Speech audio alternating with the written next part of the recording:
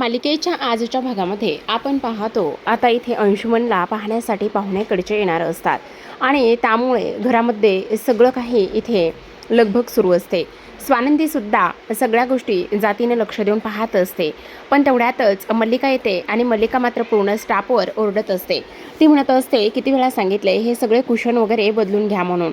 इकडे दुसऱ्या बाजूला आपण पाहतो स्वानंदीचे बाबा आता इकडे समर आणि स्वानंदीला भेटायला निघालेले असतात.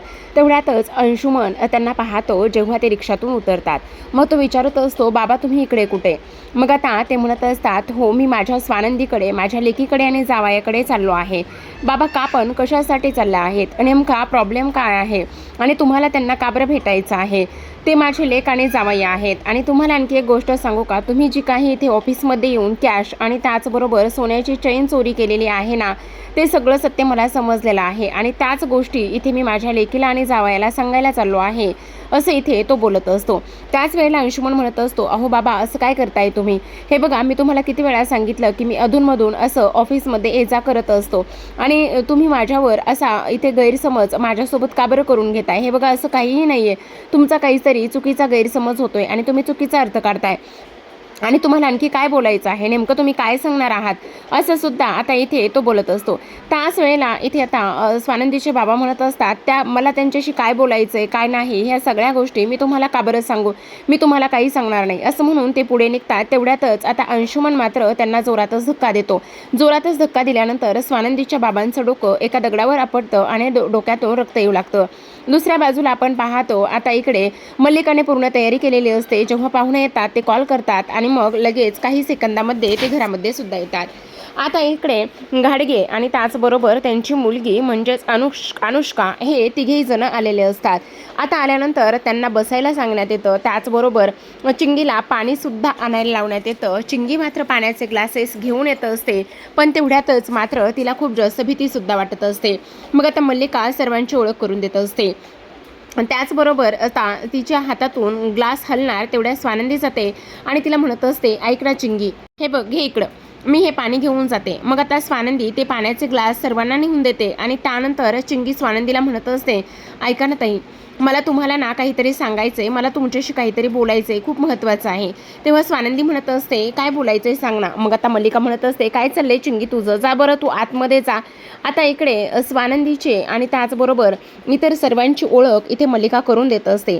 हा समर आहे माझा पुतण्या, त्याचबरोबर ही माझी मुलगी अर्पिता आणि त्याचबरोबर मला एक मुलगा आहे अंशुमन, तो आत्ता नाही येईलच 2 मिनिटामध्ये. आणि तेव्हा ते म्हणत असतात पण तुम्हाला 2 मुली आहेत ना, आणखी एक धाकटी मुलगी कुठे आहे. त्याच वेळेला आता ती म्हणत असते खरं तर मला धाकटी मुलगीसुद्धा आहे पण ती आत्ता ना इथे नाही आहे. ती मात्र एका ठिकाणी म्हणजे ती नाही काही कारणासाठी येऊ शकत, म्हणजे ती थोडीशी प्रॉब्लेममध्ये आहे असं ती सांगते. आणि त्याचबरोबर इकडे आता ती म्हणत असते ह्या माझ्या सासूबाई आहेत आणि त्याचबरोबर आमचं हे घर जे आहे ना ते खूप मोठं आहे बरं का. तेवढ्यातच स्वानंदीला आता एक फोन येतो. मग तो फोन असतो तिच्या बाबांचा. मग आता ती म्हणत असते ऐका ना राजवाडे मला हा फोन आहे बाबांचा आहे अर्जंटमध्ये घ्यावंच लागणार आहे. मग तो म्हणत असतो बरं ठीक आहे घ्या ना मग असं म्हणून आता स्वानंदी बाजूला जाऊन बोलत असते. तिकडून आवाज येतो स्वानंदी बोलताय का. स्वानंदी म्हणत असते हो मीच बोलते पण हा माझ्या बाबांचा नंबर आहे, तुम्ही कोण बोलताय. अहो तुमच्या बाबांचा अपघात झालाय. तेव्हा स्वानंदी घाबरते आणि तेव्हा ती म्हणत असते तुम्ही मी येईपर्यंत तिथेच थांबा. आता समरकडे धावत जाते आणि समरला ह्या सर्व गोष्टी सांगते आणि म्हणत असते मला बाबांकडे जावं लागणार आहे. मग आता समरसुद्धा सर्वांना सांगतो की मला सुद्धा जावं लागणार आहे. तेव्हा मल्लिका म्हणत असते अरे असं काय करतो समर, हे बघ पाहुण्याकडचे आलेले आहेत आणि त्याचबरोबर इथे अंशुमनचे बाबा असते बाबाच्या ठिकाणी तर ते थांबले असते ना, पण आता तिथे थांबायला कुणीच नाही, मग तुलाच थांबावं लागेल ना, प्लीज तू थांब ना. मग आता इकडे आजीसुद्धा म्हणत असतात हे बघ समर तू थांब. मग आता स्वानंदी म्हणत असते राजवाडे हे बघा तुमची आत्ता इथे सगळ्यात जास्त गरज आहे, तुम्ही इथेच थांबा. मग आता ती निघून जाते. तेवढ्यातच अंशुमन तिला वाटेतच भेटतो. अंशुमनचे केस विस्कटलेले असतात, थोडासा विचित्र अवस्थेमध्ये येतो आणि विचित्र अवस्थेमध्ये आल्यानंतर आता मल्लिका म्हणत असते काय हे अंशुमन जा पटकन पटकन आवरून घे बरं. मग आता अंशुमन सुद्धा आतमध्ये निघून जातो आवरण्यासाठी. इकडे स्वानंदी तिच्या बाबांजवळ जाऊन पोहोचते. ताबडतोब ॲम्ब्युलन्सला फोन करत असते आणि ॲम्ब्युलन्सला फोन केल्यानंतर तिला त्या स्वानंदीच्या बाबांना ती सिटी हॉस्पिटलमध्ये घेऊन जाते. दुसऱ्या बाजूला अंशुमन छान असा कुर्ता घालून आलेला असतो. तेव्हा मल्लिका म्हणत असते हे बघा अंशुमन सुद्धा इथे आलेलाच आहे. अंशुमन ही अनुष्का आहे आणि अनुष्का अंशुमन आहे, हा माझा मुलगा. त्याचबरोबर तो आता इकडे ना CAचं करत आहे आणि त्याला बॉक्सिंगची आवड आहे आणि ती बऱ्याच काही गोष्टींची आवडसुद्धा आहे, असं इकडे ते बोलत असतात. त्याच वेळेला अनुष्काची आईसुद्धा इकडे म्हणत असते, हो माझ्यासुद्धा अनुष्काला फार काही गोष्टींची आवड आहे. तेव्हा आजी म्हणत असतात, अरे अंशुमन सर्वांना नमस्कार कर बरं. मग आता अंशुमन सर्वांना नमस्कार करत असतो. सोबतच आपण पाहतो इकडे त्याने नमस्कार केल्यानंतर इकडे लगेचच आता मल्लिका म्हणत असते, खरं पाहायला गेलं ना तर इथे नावं किती सुंदर आहेत ना, म्हणजे अनुष्का आणि त्याचबरोबर अंशुमन. ऐक ना अंशुमन, ह्या गप्पा वगैरे हे सगळं तर काही होतच राहणार आहे, पण अनुष्काला आपलं घर दाखव बरं तू, म्हणजे पूर्ण घर दाखव. मग आता ती लोक म्हणत असतात, खरं पाहायला गेलं ना तर इथे मात्र तुमचं घरसुद्धा खूपच असं सुंदर आहे. त्याचबरोबर सगळ्यात महत्त्वाची गोष्ट म्हणजे तेव्हा समर मात्र अधूनमधून इकडे स्वानंदीची चौकशी करत असतो. आता अनुष्का पूर्ण लाजलेली असते आणि तेव्हा तिची नजर इकडे चिंगीची नजर तिच्याकडे जात असते. तेव्हा आजी म्हणत असतात, खरं सांगायचं ना तुम्हाला तर आम्हाला ना एकदम मॉडर्न सून नको आहे. आमच्या घरी कसं पूर्ण एकत्र कुटुंब पद्धती आहे. आम्ही प्रत्येक सण समारंभ ह्या सगळ्या गोष्टी अगदी आनंदाने साजऱ्या करतो आणि सगळ्यात महत्त्वाचं म्हणजे समरची बायको स्वानंदी, ती सुद्धा ह्या सगळ्या गोष्टी आनंदाने सामावून घेते आणि करते सुद्धा. मग आता तुमची अनुष्का हे सगळं काही करेल का?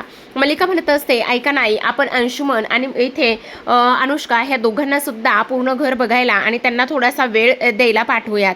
आता दोघेही जण तिथून निघून जातात. मग आता इथे अनुष्काची आई म्हणत असते, खरं तर आता त्या दोघांनी सुद्धा एकमेकांना पसंती दाखवली तर हे सगळं काही आपल्या मनासारखंच होईल, बरोबर की नाही? तेव्हा मल्लिका म्हणत असते, हो तुम्ही बोलताय ते अगदी बरोबर आहे. दुसऱ्या बाजूला स्वानंदीने आता ॲम्ब्युलन्स बोलवलेली असते आणि तिच्या बाबांना ती सिटी हॉस्पिटलमध्ये घेऊन गेलेली असते. बराच रक्तस्राव झालेला असतो, त्यामुळे समरने सांगितल्याप्रमाणे त्यांना लगेचच इकडे ICUमध्ये शिफ्ट केलेलं असतं.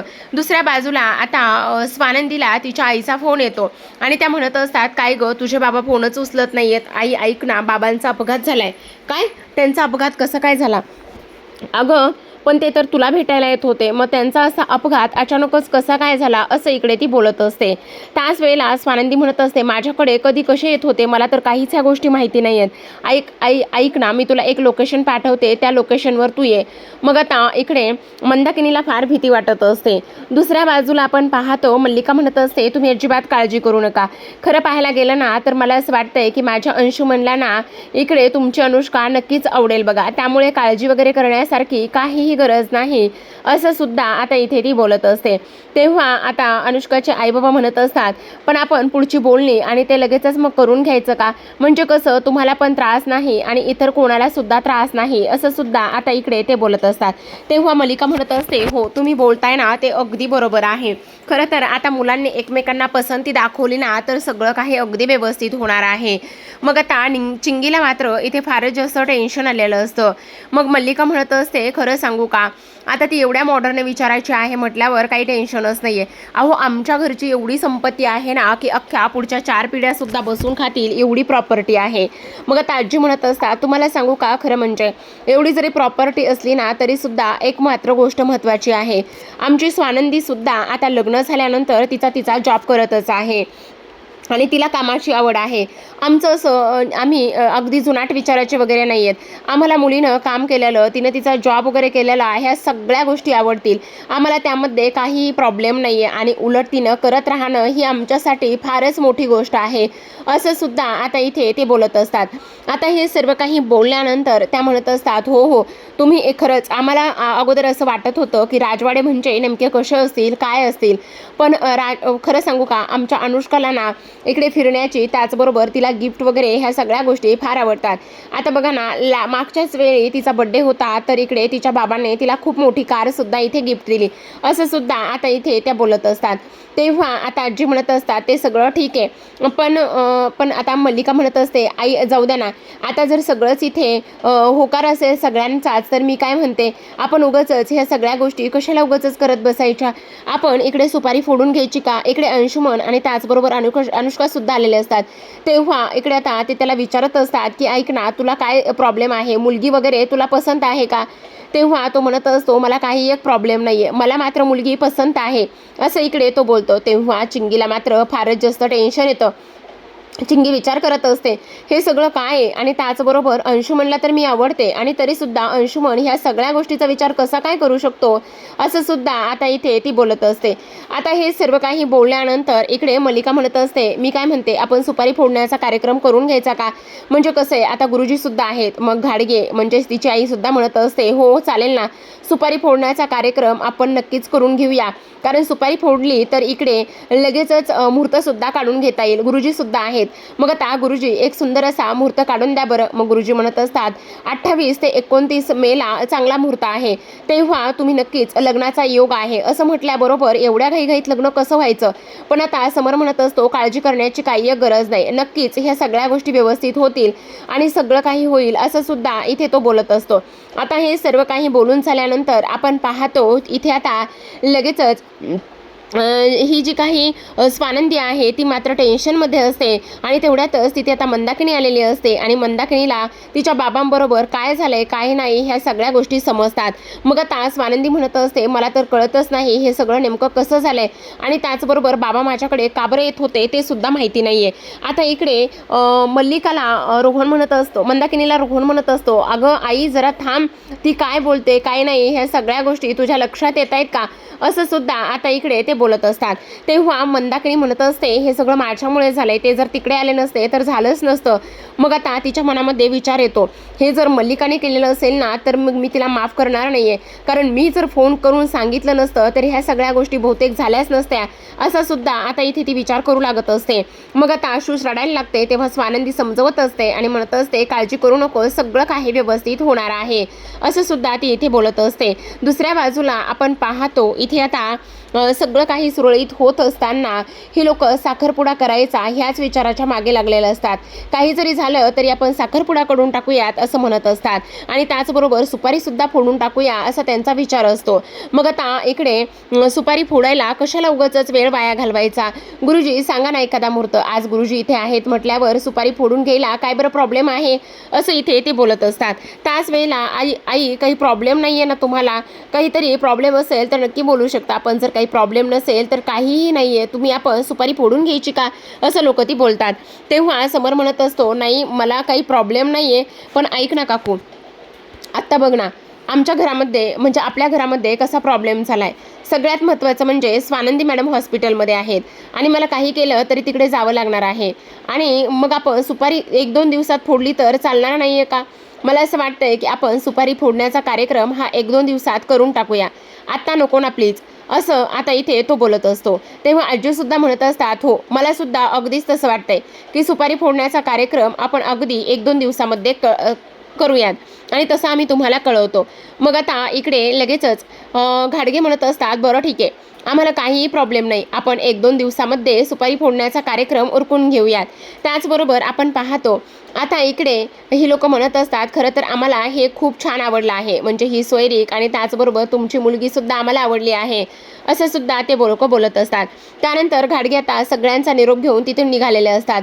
जेव्हा घाडगे सर्वांचा निरोप घेऊन तिथून निघालेले असतात त्यावेळेला आता इकडे अंशुमन हिला म्हणजेच अनुष्काला बाय करत असतो आणि अनुष्कासुद्धा त्याला एक लुक देत असते. हे सगळं चिंगी पाहते. चिंगीला मात्र खूपच मोठा धक्का बसतो. चिंगी इथे विचार करत असते, हे सगळं काय आहे? अंशुमन सर इथे माझ्यासोबत चुकीचं बोलले, अंशुमन सरांनी मला फसवलं आहे का? ह्या सगळ्या गोष्टींचा आता इकडे ती विचार करत असते. आता समर म्हणत असतो, बरं आजी ऐक ना, मला आता ताबडतोब जावं लागणार आहे, कारण मला तिकडे जाऊन ती सगळी काही काळजी आणि ते सगळं बघावं लागणार आहे. स्वानंदी मॅडम एकट्याच आहेत. तेव्हा आजी म्हणत असतात, हो रे बाळा समर, लवकर जा आणि मला सुद्धा तिथे काय होतंय आणि काय नाही ह्या सगळ्या गोष्टी तिथे जाऊन कळव, असं सुद्धा इथे आता ते लोक बोलत असतात. त्याचबरोबर समर आता तिकडे निघून जातो. समर तिकडं निघून गेल्यानंतर ह्या लोकांना मात्र फारच जास्त आनंद झालेला असतो. मग आता धावतच मल्लिका मात्र इकडे अंशुमनकडे येते आणि अंशुमनकडे आल्यानंतर ती म्हणत असते, काय चाललंय अंशुमन तुझं, तू खुश आहेस ना? तेव्हा तो टेन्शनमध्ये असतो. मग मल्लिका विचारते, काय झालंय, तू खुश नाही आहेस का? तेव्हा तो म्हणतो, नाही आहे ना, मी खुश आहे, पण वाटत नाही आहे तुझ्या चेहऱ्याकडे वगैरे हे सगळं काही बघून की तू खुश आहेस म्हणून. मग आता इकडे तो म्हणत असतो, नाही काहीतरी काय झालं, एक तर आता हे लग्न वगैरे तुझं ठरलंय ते प्रॉब्लेम सॉल्व्ह झालाय, पण आणखी दुसरा प्रॉब्लेम झालाय. अगं ते स्वानंदीच्या बाबांचा अपघात झाला म्हणे, स्वानंदी तिकडे धावतच गेली. तेव्हा तो म्हणत असतो, हो तो अपघात माझ्याकडूनच. काय? हो काय काय करणार, ते म्हातारा ऐकतच नव्हतं. मी प्रेमाने समजवायला लागलो होतो, पण ते म्हातारा नाही ऐकलं. मग मी सरळ सहज त्यांना धक्का दिला आणि सहज धक्का दिल्यानंतर ते पडलं. मग आता अरे वेडा आहेस का, त्यांच्यामध्ये असा जीव नाहीये आणि तू हे सगळं काय करून बसलास अंशुमन. अरे जर आता हे सगळं स्वानंदी आणि समरला समजलं ना, तर तुझं काही खरं नाहीये. डोक्यावर पडलायस का. अरे तुझं लग्न सुद्धा होणार नाही. एवढं मोठं स्थळ चांगलं चालून आलं होतं घाटगेंचं. अगं मी काही मुद्दामून केलं का. मी सहज त्यांना समजवायला गेलो होतो, पण त्यांनी ते ऐकलं नाही. मग मी काय करणार सांग बरं. आता इकडे मल्लिकाचा पारा चढलेला असतो. आता ती म्हणत असते, तू आता काही करायचं नाही, कळलं का तुला, एकदम शांत बसायचं, आता जे काही करायचं आहे ना ते मी करणार आहे, असे सुद्धा इथे ती बोलत असते. आणि तेव्हा अंशूला मात्र आता पूर्णपणे शांत राहण्याचं काम करत असते. ती आता म्हणत असते, काही जरी झालं ना तरी हे स्थळ मात्र आपल्या हातातलं जाता कामा नये. आणि त्याहूनही सगळ्यात महत्त्वाची गोष्ट म्हणजे अंशू, तू खूप माती खातोस, खूप जास्त माती खातोस. काय करायचं काय नाही आता ते सगळं मी बघेल, असं म्हणून ती त्याला गप्प करत असते. दुसऱ्या बाजूला आपण पाहतो हॉस्पिटलमध्ये आता हे सर्वजण असतात. जेव्हा हॉस्पिटलमध्ये हे सर्वजण असतात त्यावेळेस मात्र स्वानंदीला फार जास्त टेन्शन आलेलं असतं. शुशला ती समजावत असते. ती म्हणत असते, तू काळजी करू नकोस. मग आता शुश म्हणत असते, अगं ताई ऐक ना. असं म्हणतात की आता इकडे अपघात, डोक्याला मार लागला, अपघात वगैरे झाला तर ते माणूस कोमात जातं. मग आता मंदाकिनी तिच्यावर ओरडते. रोहन म्हणत असतो, अगं ती लहान आहे, तिच्या मनामध्ये आलं म्हणून तिने फक्त बोलून दाखवलं, तू ओरडतेस कशाला तिला, आणि असं काही होणार नाही. स्वानंदी म्हणत असते, हो शुश असं काही होणार नाही, तू टेन्शन घेऊ नकोस आणि काळजी करू नकोस, बाबा लवकरच शुद्धीवर येतील, असं ती बोलते. तेवढ्यातच समर तिथे आलेला असतो. समर आल्याबरोबर इकडे स्वानंदी धावतच समरकडे जाते आणि समर म्हणत असतो, तुम्ही काळजी करू नका, मी इकडे मेन जे MD डॉक्टर आहे त्यांच्याशी सुद्धा बोललेलो आहे. आणि आता स्वानंदी म्हणत असते, हो बाबांचं खूप जास्त ब्लडिंग झालं आहे त्यामुळे ह्या सगळ्या गोष्टी झाल्यात. आता त्यांना आतमध्ये डॉक्टर घेऊन गेलेले आहेत, पण डॉक्टर आणखी चेकच करत आहे. तेव्हा समर म्हणत असतो, तुम्ही अजिबात काळजी करू नका आणि मी इथल्या स्पेशालिस्ट डॉक्टरांना सुद्धा बोलून घेतले, त्यामुळे पाहत राहा विन दोघातलीही तुटेना.